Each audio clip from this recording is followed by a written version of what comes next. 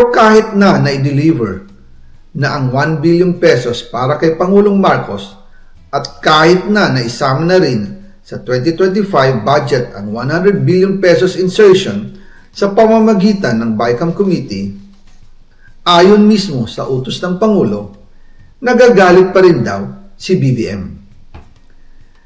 Kaya noong February 2025, sumulat po ako ng isang confidential letter kay Pangulong Marcos. Doon ko ipinaliwanag na ginagawa ko lang ang mga utos niya tungkol sa mga insertions na sinasabi niyang hindi na raw niya makilala. Ilalabas ko po ang sulat ko sa Pangulo kasama ng video ito. Si Yusek Jojo Cadiz ang nag-ayos ng aming meeting noong March 2025 sa 1201 Aguado Street, tapat ng Malacanang, Gate 4. Pero sa halip na kumalma ang Pangulo, lalos lang siyang nagalit.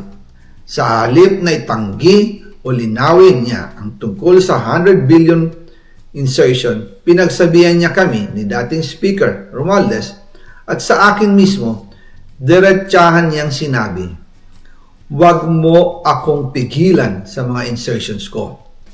Huwag ka nang makialam sa budget." Dahil sa mga binitawang salita sa akin ni BBM, naging malinaw sa akin na siya mismo ang nag-utos kila Secretary Mina Pangandaman at Yusek Adrian Bersamin na ipasok ang 100 billion pesos worth of projects. Kaya kung hindi talaga totoo na galing sa Pangulo ang utos, bakit hindi niya agad tinanggal noon pa sina Secretary Mina Pangandaman at Undersecretary Adrian Bersamin nang pinaalam ko sa kanya ang 100 billion insertions sa pamamagitan ng sulat? Bakit ngayon lang nila pinag-resign kung kailan nalaman ng publiko ang tungkol dito? And also kinausap ako ni Yusek Jojo Cadiz at nagsabi na ipinapa-insert ng mga projects ang Pangulo na worth 50 billion pesos. And sinabi ko kay Yusek Jojo na meron ng instruction kay Secretary Mina Pangandaman at Yusek Adrian Bersamin about the 100 billion pesos insertion. And sabi niya, kakausapin niya ang Pangulo na kung pwede, doon na lang i-charge ang gusto niya ng 50 billion pesos na insertion. Ngunit ang sagot ng Pangulo, humingi ka ng bago or dagdag na insertions. Doon po nakita at naramdaman na hindi pwedeng sabihin ng Pangulo na wala siyang alam sa mga nangyayari. Kasi mismo siya ang nagbibigay ng utos. Ako mismo ang nakasaksi at nakausap ng mga taong direktang sangkot. Kaya hindi na pwedeng maghugas kamay at magturo na parang inosente. At kung titingnan ninyo ang 2026 budget, may panibago siyang 97 billion insertions. Pero ngayon, ipinasok na mismo sa President's Budget or NEP 2026. Yan po ang kinumpirma ni Secretary Manny Bunoan na may instructions ang Pangulo na magpasok ng 100 billion ulit sa President's Budget. Kaya wala na siyang pwedeng ipamigay. Ito ay nalaman ko noong May 2025 sa meeting namin kasama si dating Speaker Romualdez sa number 30 Tamarind Street, Forbes Park. Kaya nang nadiskubre ng House of Representatives ang insertion sa flood control sa 2026 budget, ibinilik namin ang DPWH NEP 2026 dahil mali na ito at panibagong flood control projects na naman. Hindi lang po ang Pangulo ang may insertion sa budget. Pati po si Congressman Sandro Marcos, meron din pong pinapasok taon-taon. Noong 2023, may 9.636 billion pesos. Noong 2024, 20.174 billion pesos. At nitong 2025, 21.127 billion pesos. Lahat-lahat, ang kabuuan ay 50.938 billion pesos. At bawat taon po, sa tuwing dumarating ang BICAM budget process, lagi po may utos si Congressman Sandro na ipasok ang mga proyekto niya. Nalaman ko na lang sa mga contractor na galit siya sa akin nung pinag-uusapan na ang 2025 GAA budget. Ang sabi daw niya, ipatatagal ako at magpa-file ng maraming kaso laban sa akin. Kasi kulang ng 8 billion pesos yung insertion na gusto niyang ipasok. Ang dahilan daw, may mga contractor na nakapag-advance na sa kanya at dahil hindi na ipasok ang buong halaga, kailangan daw niyang magsauli sa mga yon. Para malinaw sa taong bayan, ilalabas ko po sa video na ito ang listahan ng mga proyekto na kasama sa mga insertions ni Congressman Sandro. Na ipasok ang 100 billion. Grabe, may part 3 pa. Talagang inisa-isa, part 1, part 2, part 3. Pero although isang video ito, no? May mga nagsasabi din daw na ito daw ay AI, may pinagkaiba daw yung yung t-shirt, hindi yung gamit niyang coat noong una saka ngayon. I mean, parehas. Tapos may pa-encircle pa daw sila, ganon. Pero ang point dito, doon siya sa Facebook page niya mismo na ano yung tawag doon?